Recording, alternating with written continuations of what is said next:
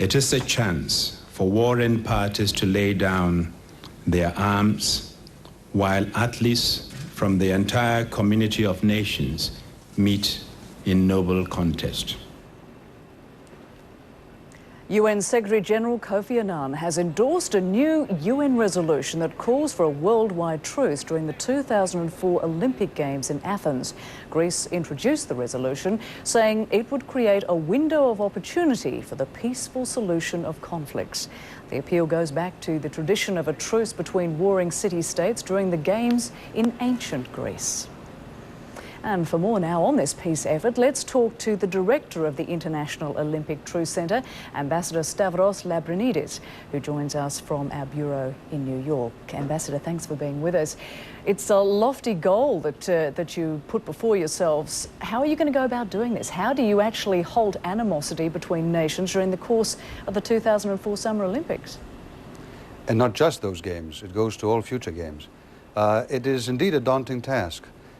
We need to raise awareness in people in the world and the leaders that this exists. We need to have programs not just during the games, but in between the games. You're not going to call up a world leader a day before the games and say, oh, will you please stop fighting because the games are happening. You need to build this up. And this is exactly what we're doing. And this is what the resolution that was submitted yesterday is expected to do. Every country in the world at the United Nations, every leader has already endorsed the Olympic truce and will do it again with this resolution for the Athens 2004 Games. As opposed to previous resolutions, this time we have this movement backed up by the International Olympic Committee, by the United Nations. A concrete foundation has been set up to run this throughout all future games. I think we're going to be successful. Ambassador, it is, though, one thing to appeal to a member state and another thing to say a terrorist group. I mean, what about terrorists in this? Well, what about it? Why treat them any different? This is an appeal that applies to everyone in the world. It asks everyone to lay down their arms during the Olympic Games and give peace a chance. Everyone in the world, even terrorists, have, you know, their public opinions to deal with. The Olympic Games, as opposed to any other event in the world, gathers in one stadium for 16 days every religion, every color, every ethnicity to compete, but to do so in peace.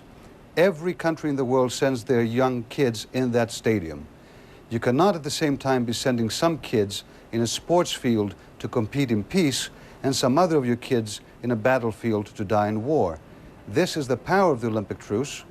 This is what we believe will become, again, in our modern times, a wonderful, a hopeful instrument for a peaceful resolution of disputes.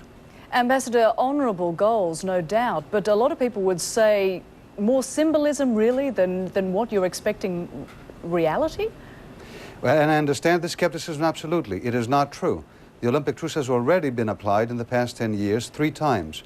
Let me tell you the first example. In '94, you had the Lillehammer Winter Games in Norway and the war raging in Bosnia.